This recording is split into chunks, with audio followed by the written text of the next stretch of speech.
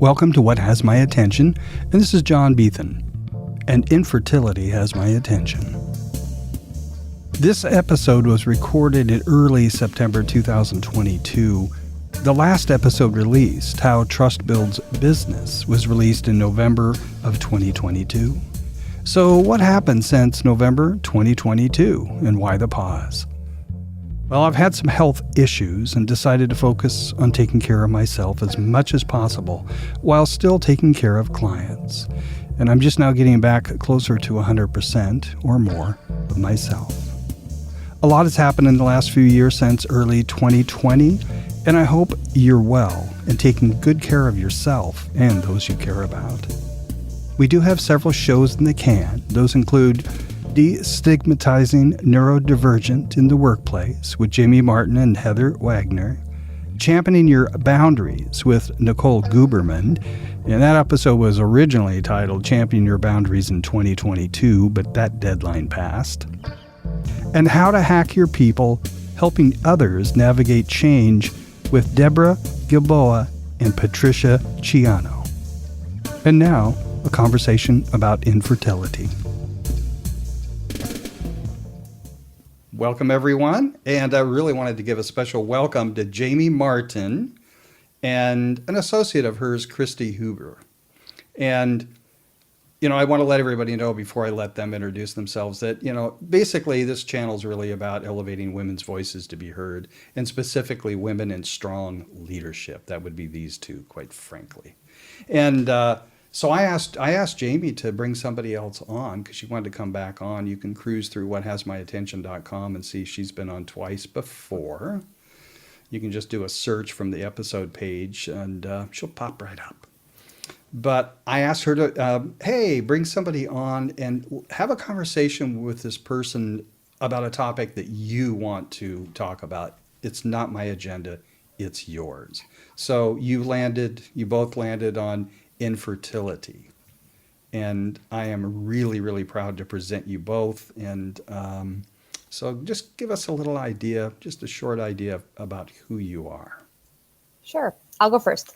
I'm Jamie Martin. I am a life and leadership coach who really focuses in on helping women who have been going and going and going for so long that they forgot who they are. And partnering together, we allow them to start to step into their own power and do all the uncomfortable things they've always dreamt of doing or didn't realize they had in the back of their brain waiting for. And infertility is a dear topic of mine. My son came through a couple IVF processes, and currently, if you hear my voice crack at all during this, it's because I'm in the middle of one. So hormones are raging at the moment as we speak. So that's a little bit about me. And hi, I'm Christie Huber, and like Jamie, unfortunately have struggled with infertility. I'm a marketer with over 12 years of experience. I've worked with both B2B and B2C marketing at startups to Fortune 500 companies, and also thankful to say I'm a proud mom and wife, and I'm also an avid runner and running coach. But excited to be here, and thanks for having us, John. God, you're welcome. So both of you, what made you to decide this topic? Was it because of personally something what you're going through, or was it just that, we need to talk about this?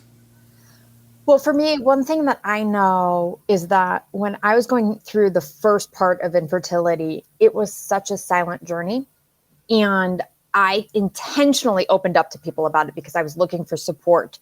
And what I found was that there were a lot of people who, after the fact, were willing to say, oh, yeah, we went through it, but were very zipped during their whole process. And it's unfortunate that that's the case because it is such a grueling experience and it's long and it shouldn't feel like you have to be silent about it. And so one of my missions outside of coaching is to really bring a voice to infertility, both the couples that are going through it, but also the support people around them. And how do they actually start to associate to this experience in a way that truly helps and lifts somebody up? Yeah, and I would second Jamie. Unfortunately, we're going through our second round of infertility, I would say, trying to conceive a second child. And my husband and I were both very private about it the first time. And like Jamie said, I think that in some ways just made it even harder and more stressful.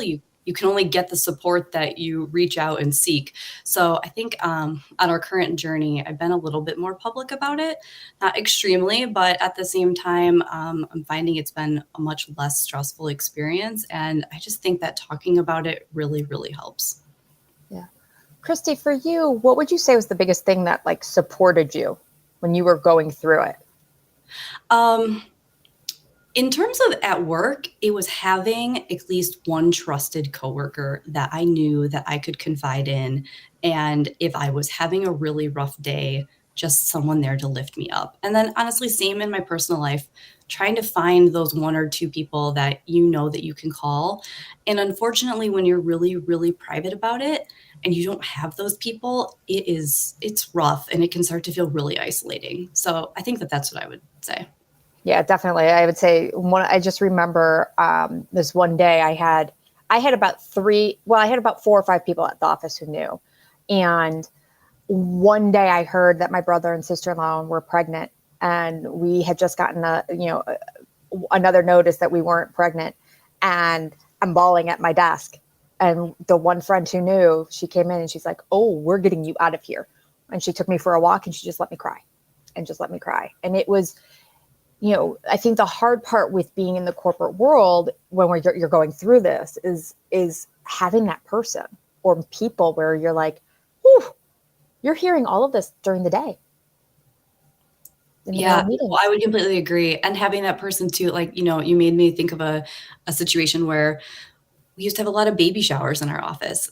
Having that one person that knows, that person can check on you later and be like, are you okay? Or do you need an excuse to not attend this today?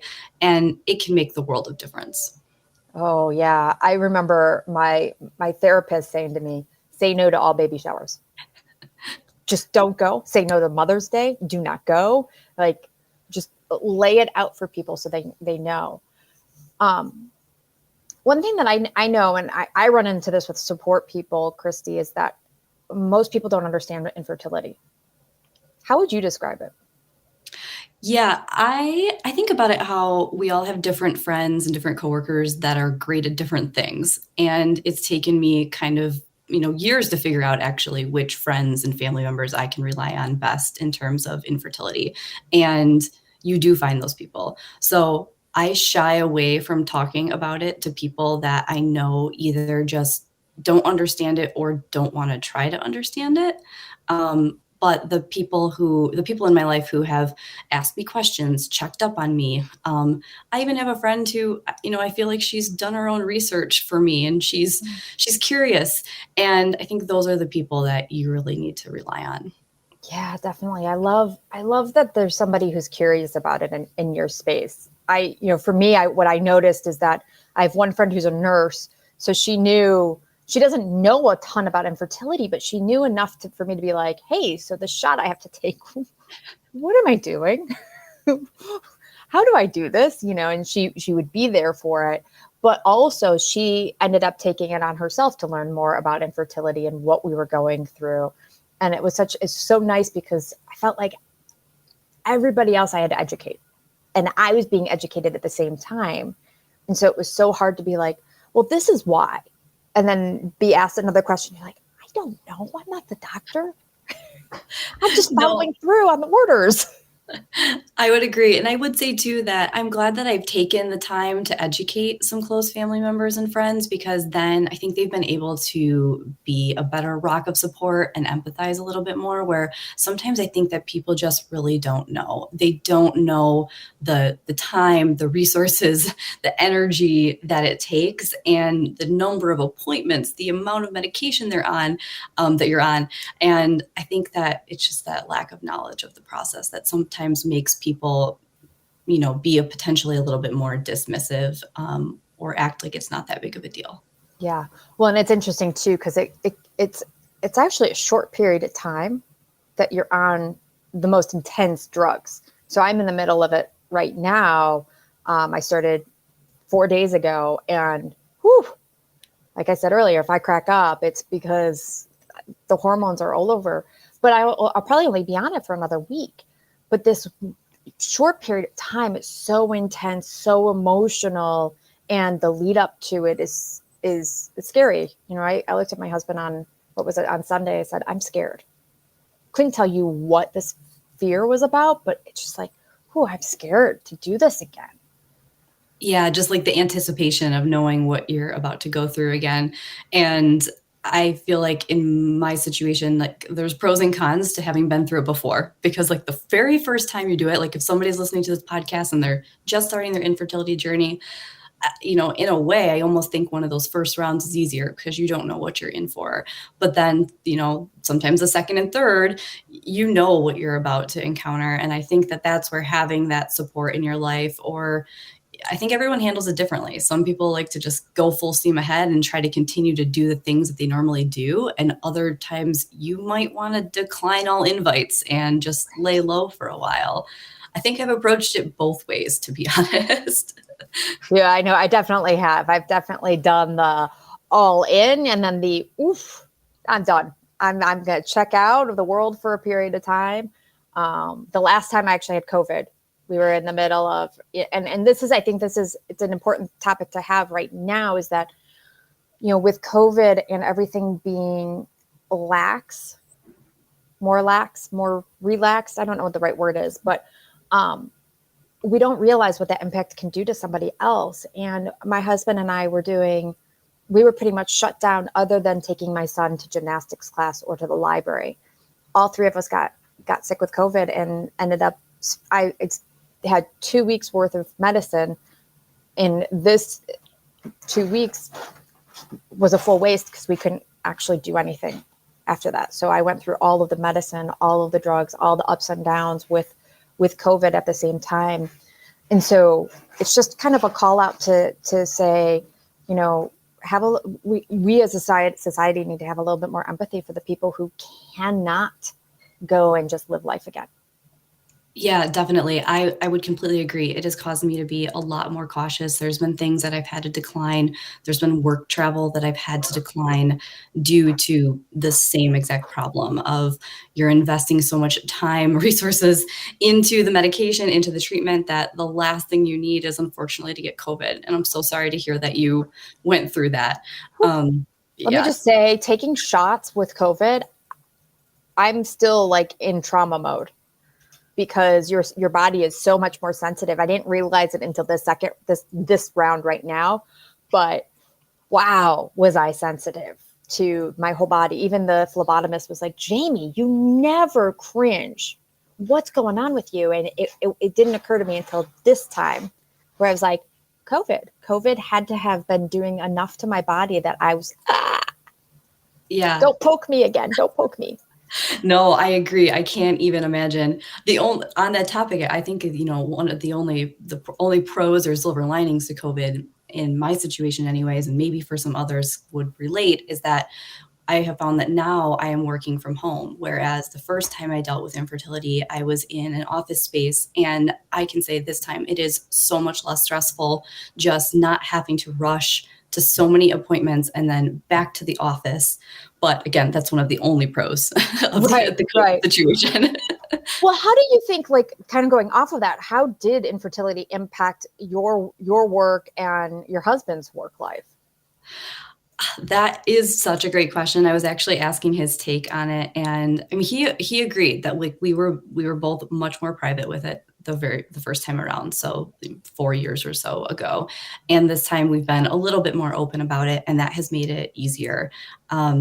I think that, of course, men are more hesitant to share, and they generally don't have to because a lot of the appointments don't impact them.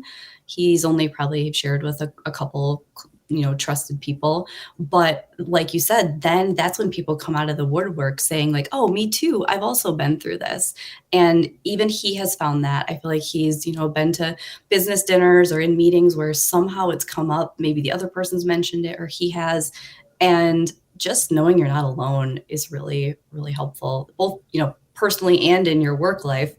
But I would say in terms of impacting work, I think that it's, taken me some time to realize how to handle it. And I think that, I try not to think in black and white. I think that you can be really successful at work and be successful navigating your infertility journey.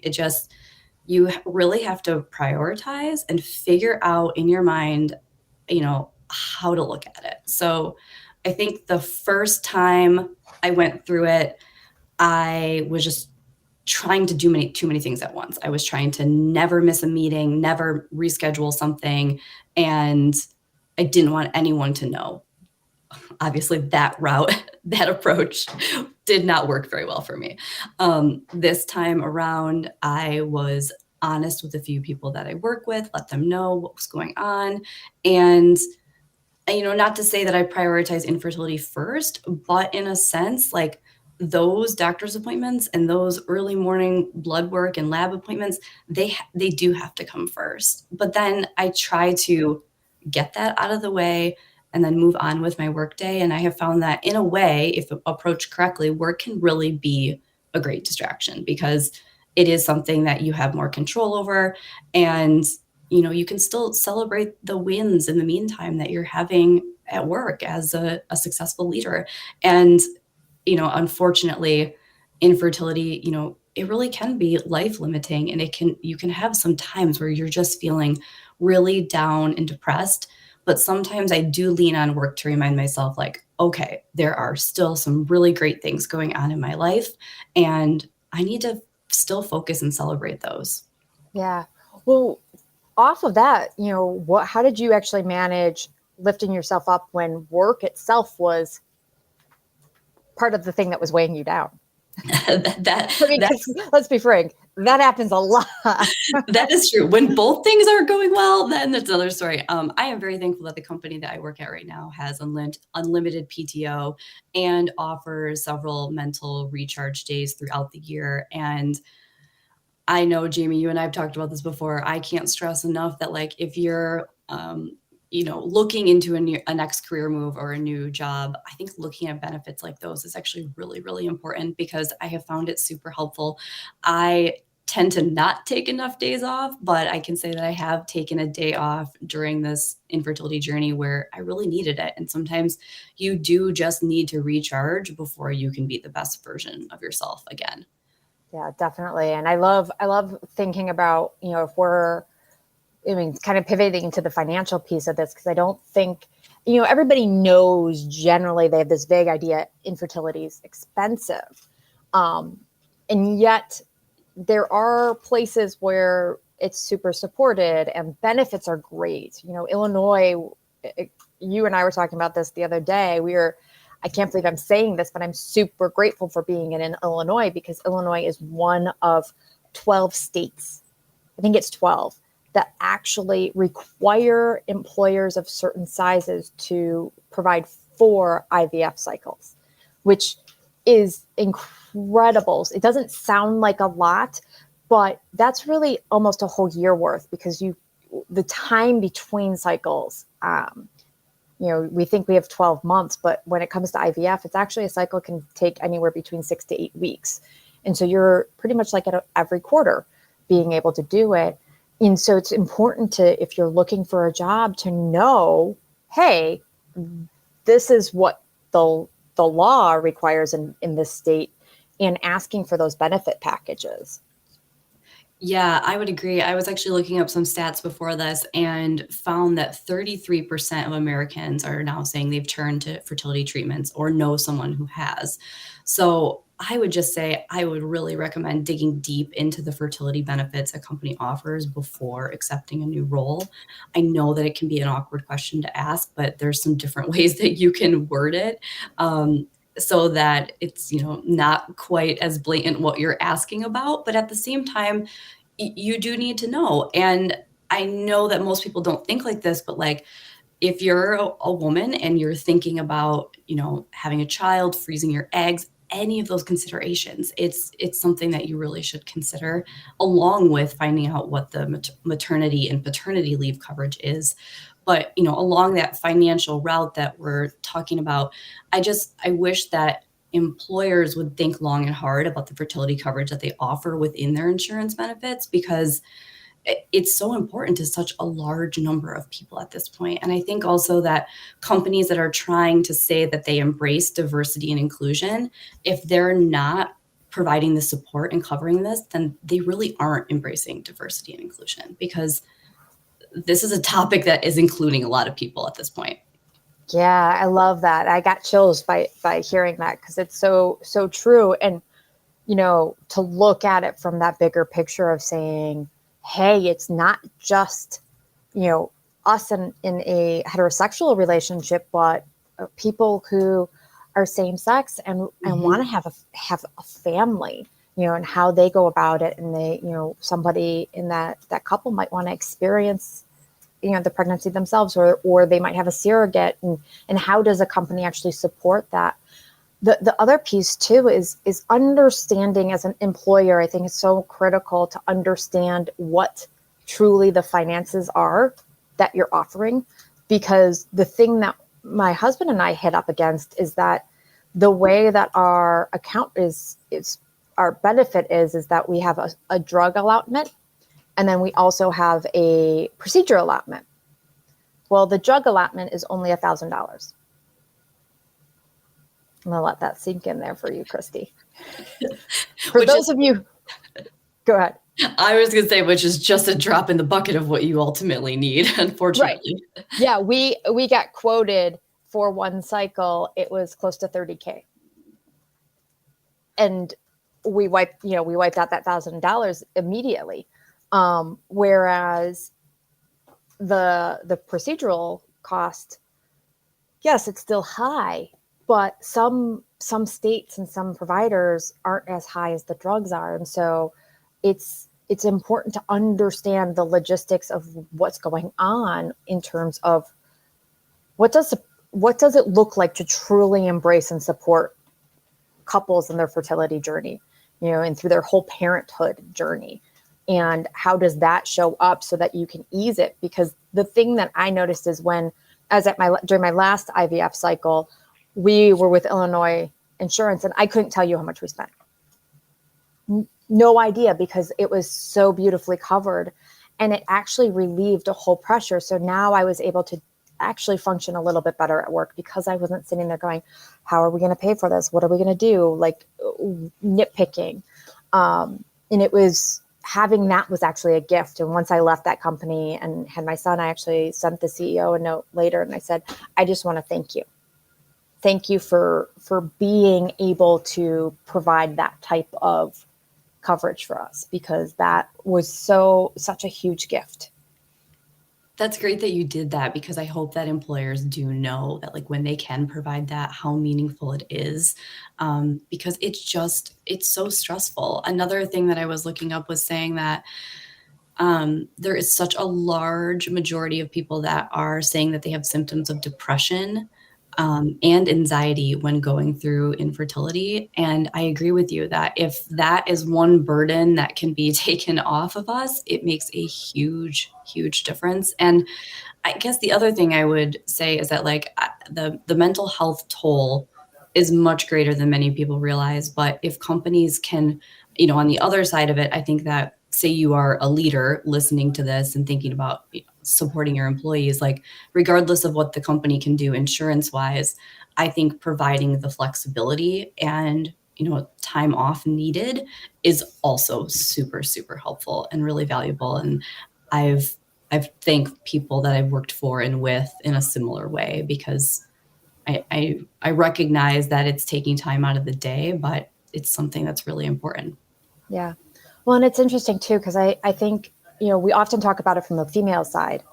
And being a coach, I always, look at my husband. I'm like, so what's going on with you? Because since we are taking all the hormones, we do tend to need more support. But what I found is early on, I was leaning in on him, and I had to pull away a little bit and say, wait a second, he can't be my only rock. So I'm curious for you, like, how did your husband and you navigate that piece of things and him feeling supported it?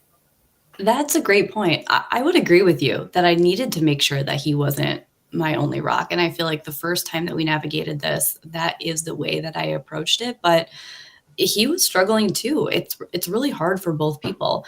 And I think that finding those couple people that you can rely on and talk to about it helps, and spreading it out a little bit. Like maybe not just having one person that you're calling all the time, but spread the love across a couple different friends and family. And the more people that you do end up opening up to, you're going to find more people that have experienced it. Because unfortunately, we were debating this earlier. I don't know if it's more common or we just know more people that are going through it because we've opened up. But I feel like I now have several people in my life that have also dealt with infertility, who are also leaders in the workplace, that I can reach out to for advice and for help. And that makes a big difference. Yeah. Well, I mean, it is 1 in 8 couples will go through infertility.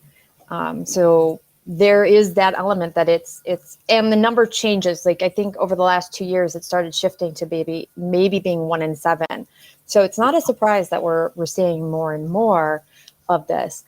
How would you say, I've thought about support in a lot of ways, in the sense of I figured out that for me, I needed support from different people in different ways. Mm-hmm. And some of that looked like I have one person who I know can give me the bear hug I need. I have the cheerleader. So if I need someone to cheer me on, I've got that person. How would you say that, like, you would recommend a leader who finds out that somebody's going through infertility should handle offering support? That is a great question. I'm very thankful to say that I've worked for several people who have approached this very well. So luckily I've seen good role models. I think it's just, if the person mentions it, like if they open up about it, being willing to talk about it, and maybe just kind of a more generic check-in from time to time, like, how are you doing? How are you feeling? And letting the person lead with how open or, private they want to be about it, because I think it depends on the individual. That's what's helped me. Yeah, definitely. I love that, like letting them lead. I would say actually the thing that I typically ask people, or when I'm talking with people who are going through infertility, is to say,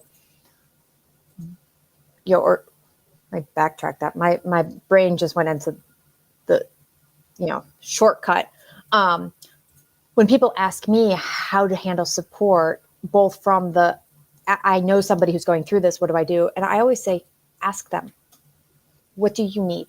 Do you need me to check in on you every day? Do you need me to sit back and wait for you to approach me? Because I know for me, I needed people to reach out. It was so important to me to not have to be the one to always bring it forward, and to be the one to feel like I need something from you, right? In this moment, I'm really struggling, but I don't want to bring it forward. And it was great to have somebody who, it was like, oh, they knew all they had to do was show up and say, how are you? How's it going? What do you need from me right now? And then it actually relieved the burden of having to ask. And so this time around, I actually specifically asked a few people. I said, I'm going through this. This is what I need from you. I love that, Jamie. I think I'm going to use that piece of advice. But you did make me think too, that I think that this can also still be done in a remote world, because I work in a remote culture. I have a couple of coworkers that know about our journey and have even just reached out via Slack and said, how's your day going? And then left it up to me if I wanted to elaborate on what was going on infertility wise or something else. And I think it's just a good thing to remember in general, that you never know what someone's struggling with in their day to day. And if something seems off about them at work, maybe as a leader, take the moment to check in after that meeting and just say, like, hey, you didn't seem quite like yourself. Is everything okay? I love that.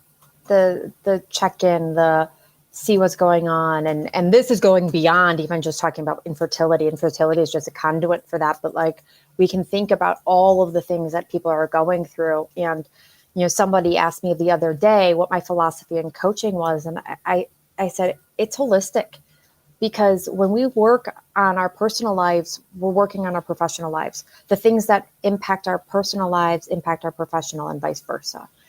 So by trying to separate the two out, we're doing ourselves a disservice. And I really do think that the more we can start to accept and fully show up at work with whatever's going on, that we can actually open doors to more creativity, more innovation, and quite frankly, more humanity.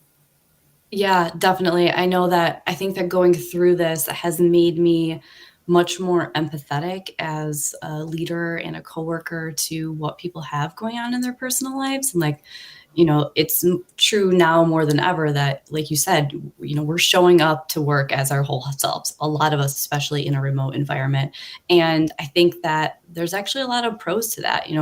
When you are working in a remote environment, people are kind of in your home with you during the day, and you end up sometimes sharing more than you would if you were at an office. So I think that this is applicable in either setting, but it has made me much more empathetic and understanding that, people have all kinds of challenges that they're dealing with on top of their normal workday. Yeah. And some of those challenges are going to be shorter, and some of them are going to be more acceptable to talk about. Yeah. And I think that's the piece that I would like to really highlight, is that infertility isn't something that has been opened up about, right? Infertility and miscarriages are very big taboo conversation topics because people don't want to have that conversation. They don't want to understand it.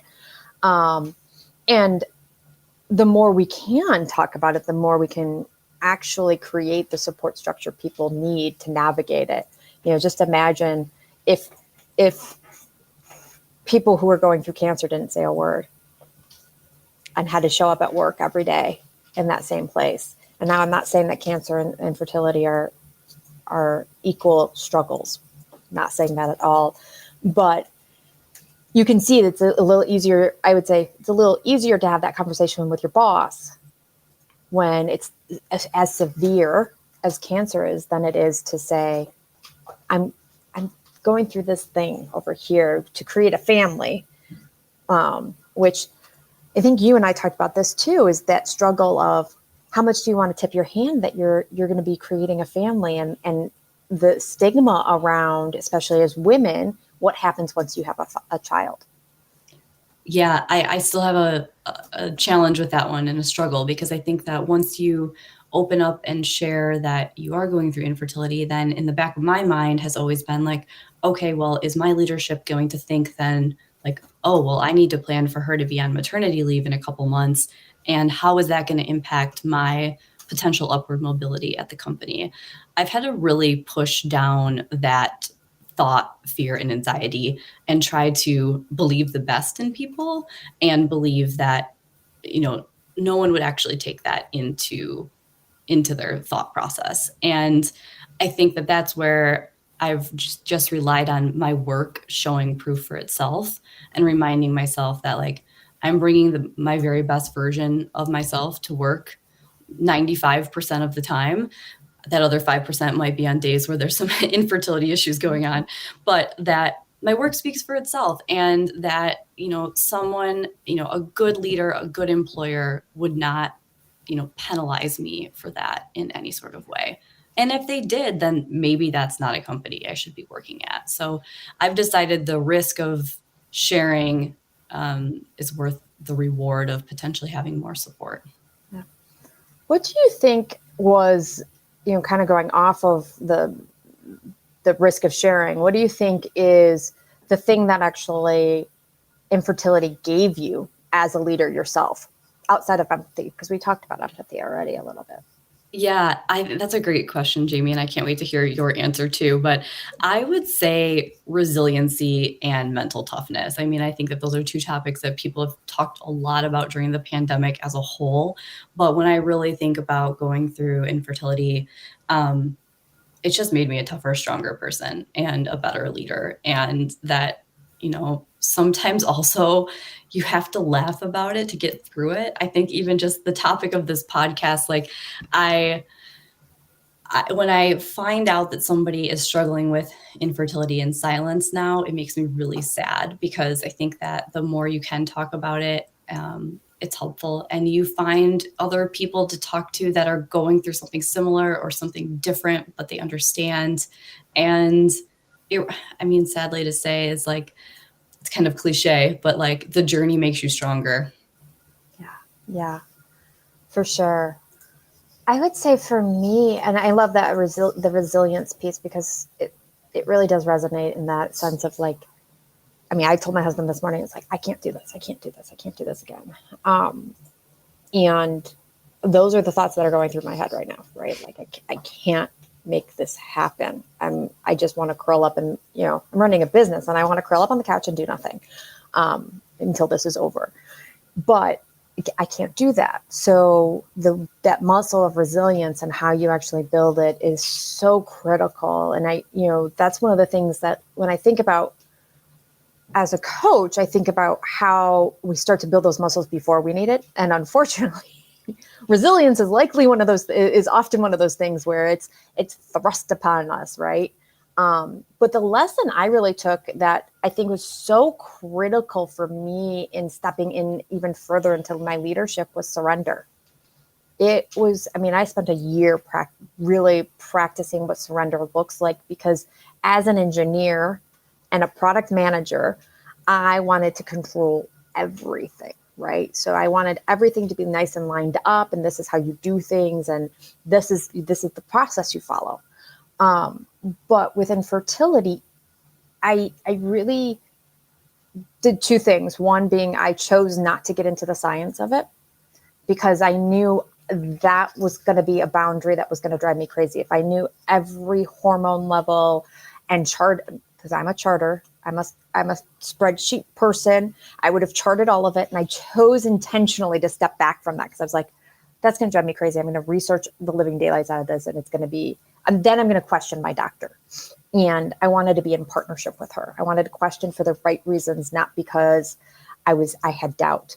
But in releasing that control, it also gave me the gift of realizing that I can still take action towards the outcome I want, even if I can't control the outcome occurring. And that is so key, I think, as a leader, to be able to say, I cannot just make this thing happen, right? I just think of all the strat plans, sessions I've been in, and the grand vision and we're going to make this happen. And then, 2 months into it, everybody's like, where did that strat plan go? Right? I know you've experienced this, Christie.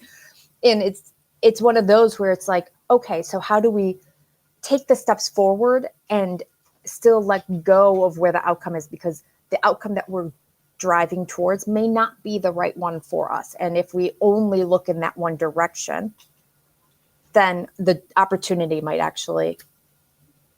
that we are supposed to go through may actually shut. That is such a good point. And Jamie, I give you so much credit for doing this podcast today, because you're right in the middle of it, and it's just so hard sometimes. But I've had a challenge with that too, because I'm a planner, type A personality. I have a plan A, B, and C, and I have it all laid out in my mind of how I think it's going to go. And unfortunately, fertility just doesn't work that way. And I think it's also been a good reminder. It's taught me that there might be multiple paths to get you to your end goal, not just in life or in work, but the same with infertility. Like, you might be set on a certain doctor and that just doesn't work out, or set on a certain timeline, but insurance has other plans.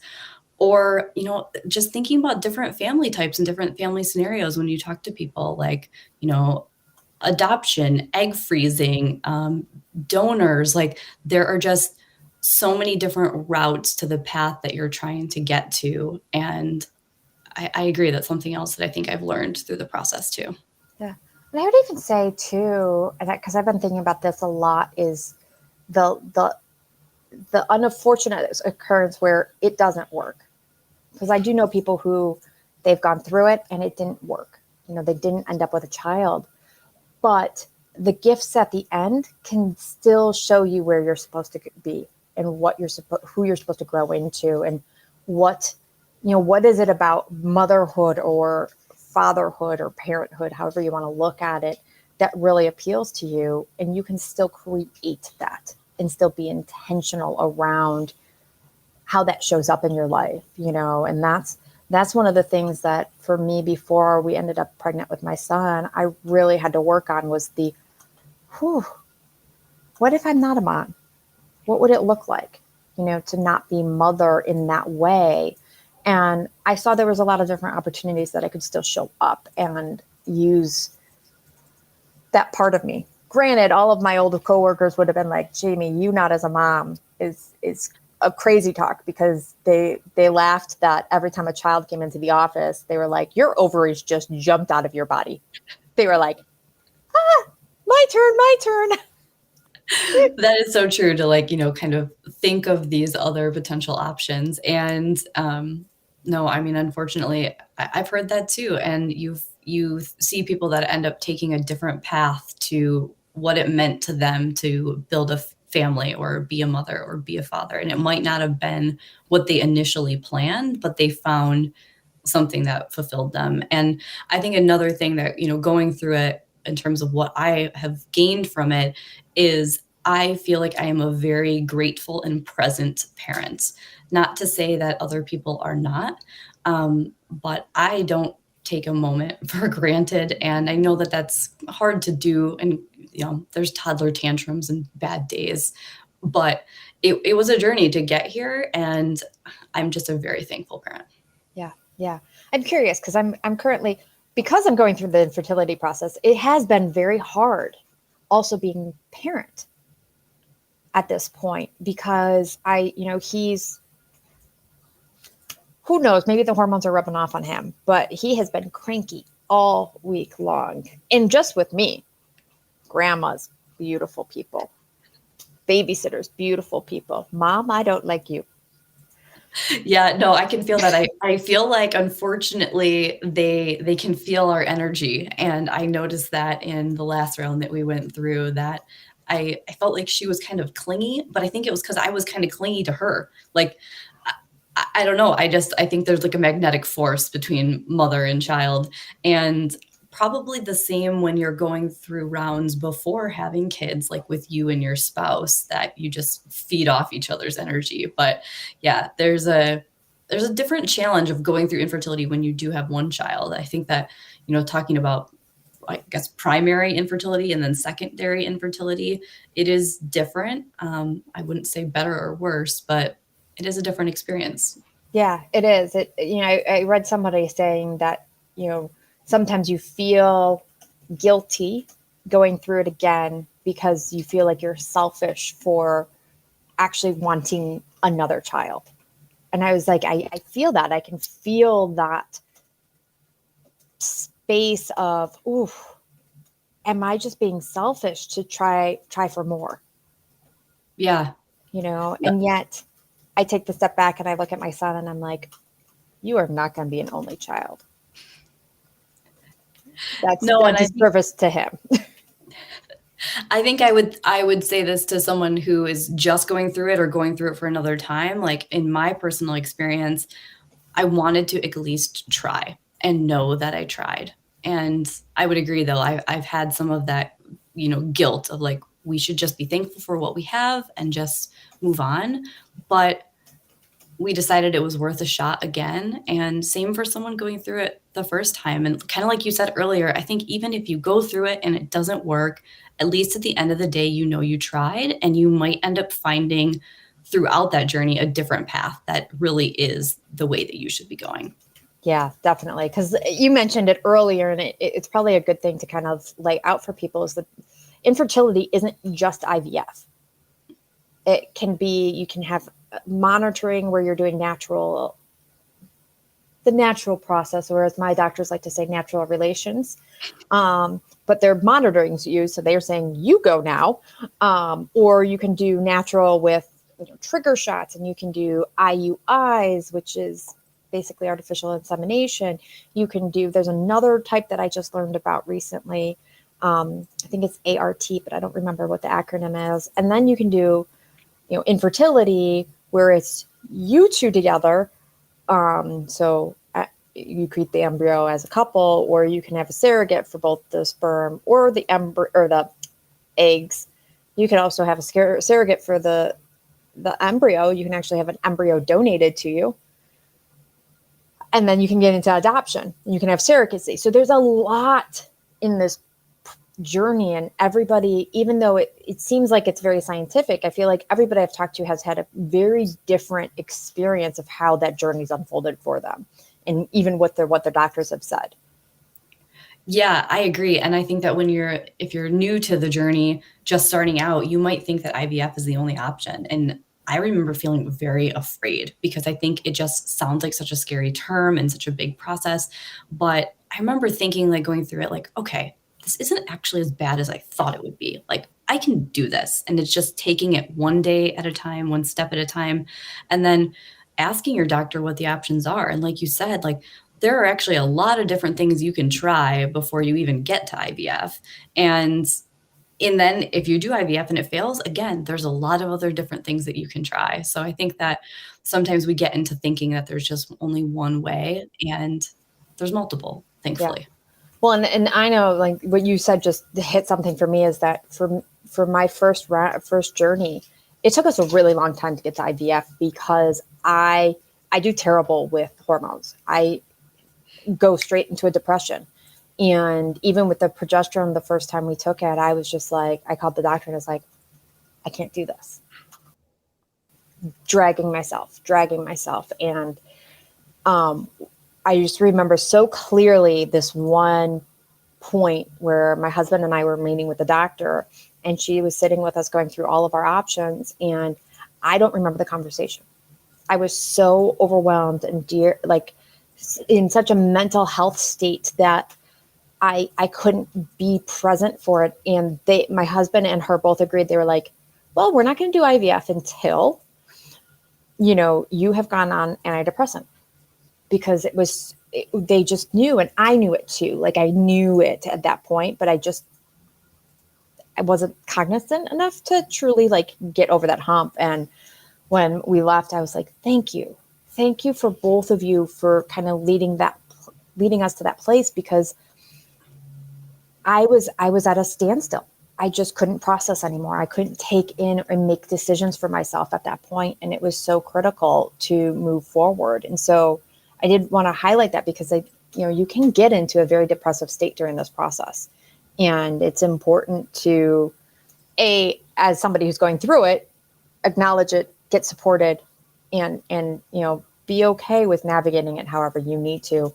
But on the flip side, giving grace to the people who are going through these kind of journeys, because it doesn't matter, like you said earlier, Christie, what it is, whether it's infertility or something else, but everybody needs a little bit more grace in that place, because the trauma that they're experiencing is so critical. And as at work, I think it's so important, because we are a society where we're supposed to show up as professional and perfect and always on, and yet we're not. And I think that's okay. And it's okay to start to lean into being able to say, I'm not going to be clear-headed today.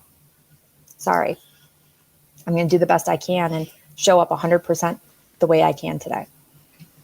I'm sorry. I just wanted to come into the conversation. I feel so blessed and honored to have you both here, and it just opens up a whole lot of things for me as well. Because I think this conversation, it needs to be heard, and it's much more than just about women. I mean, it's a society, and the fact, Jamie, talking about sometimes just got to say, right now, I'm not good. I'm having a hard time, Yeah. And then I was thinking, in terms of what you were also both talking about is how men approach this is really important. So important.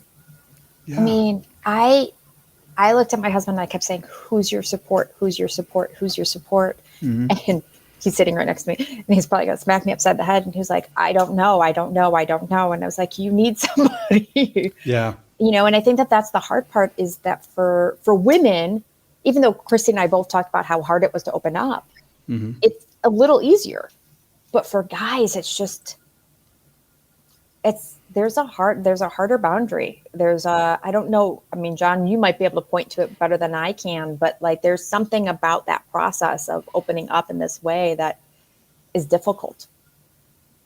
Yeah, and I think a lot of it is, regarding men is I think men just need to drop a lot of programming and be willing to do something new.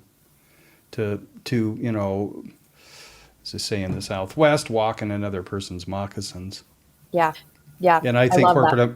corporate America really needs that right now So needs because it. it's not a healthy place, and it's like if I'm working with somebody, whether it's remote or in an office, and it's like you said earlier, we don't really know what another person's going through. Haven't a clue unless you ask, "Are you okay?" Well, and what's interesting too is I told Christy this story is that, and when they tell you, listen, because I actually opened up to two leaders at my last job, and one of them was the CEO, and he proceeded to say, well, before a big meeting, he's like, I'm going to have to lay into you, Jamie, about something. I don't even remember what it was. And I looked at him and was like, this is not the week to do it. Good It for you. is not the week to do it. And he just looked at me, he's like, I'm still going to have to do it. And I said, no, you're not. I cannot guarantee what my reaction will be. I can't guarantee that I won't yell, cry, throw something. Like, I have no control over what my reaction will be. And my direct boss was in the room, John, and it was funny because I like the look out of his face was like, oh, did you just say that? And it was like, I did, because I needed that boundary. Good for you. Yeah. And so I share that because I think it's important in two ways. One, if somebody does tell you how they're doing and you want to lean in a specific way, I think that the place to lean in is to ask them what they need. Yeah. That's what you talked about earlier. And honor it. I do want to wrap up. And like I said, I'm really, really grateful. Is there anything you really wanted to cover, either one of you? And honestly, we can do this again. You can bring on more people if you want to continue along these lines. Yeah. But I want to respect everyone's time, including mine. I think the only thing that I would say is, Christy, we talked about this. What would you say the gift you received from IVF was, or infertility was? I think going back to that resiliency and mental toughness and just knowing that you can get through hard things, you can do hard things. But then also, I think for me, finding something that I enjoyed that was, took my mind off both infertility and work, I would highly recommend that to anyone going through this. It's like reading, exercise, art, music, kind of find something else that you like to do. Really I've been helps. doing cross stitch. Ooh, that's a good one. Old school, but beautiful. Yeah. And don't pressure yourself to find your life's passion. Just find something fun you like to do. Yeah. Love it. Now, there was something you wanted to end with, or was that it? That was it. That was it. That's great. But I want to make sure everyone knows how to get in touch with each of you. And I generally accept or recommend that people say just one way. So people start rattling off websites and social media, but on Instagram it's this, but on Twitter it's this, and it just gets confusing. But is there one way to get in touch with each of you? Definitely. So for me, if you're really looking to dive further into the infertility talk, whether going through it yourself or as a leader, email is a great way to get in touch with me. So jamie@jamiemartincoaching.com. Okay. Do you have a website too? I mean, the I latest do. and great. Yeah, let's give that, and I'll tell you why. Is I no longer am putting email addresses in the show notes per Nice. Apple. Yeah, Apple's actually. Oh, that's right. Apple said no more of that because we got too many hacking, scraping going on. That makes sense. JamieMartin.com. JamieMartinCoaching.com. Excuse me, JamieMartinCoaching.com. .com. And Christy, it is a real pleasure to meet you. And how can we get in touch with you? I mean, I know how to get in touch with you, but You too, John. Such a pleasure to meet you. And I've actually went back and listened to some other podcast episodes. Highly recommend people listening to the one on breakdowns and breakthroughs. There were some notes in there I listened to that applied even to this conversation, I thought. But you can get in touch with me on LinkedIn. I'm under Christie Huber, CHRISTIE HUBER. Also available to chat anything marketing or running related with you. And this was such a fun conversation. Yeah, that's great, and I really appreciate it. Thanks for everybody for watching or listening. Probably going to do both.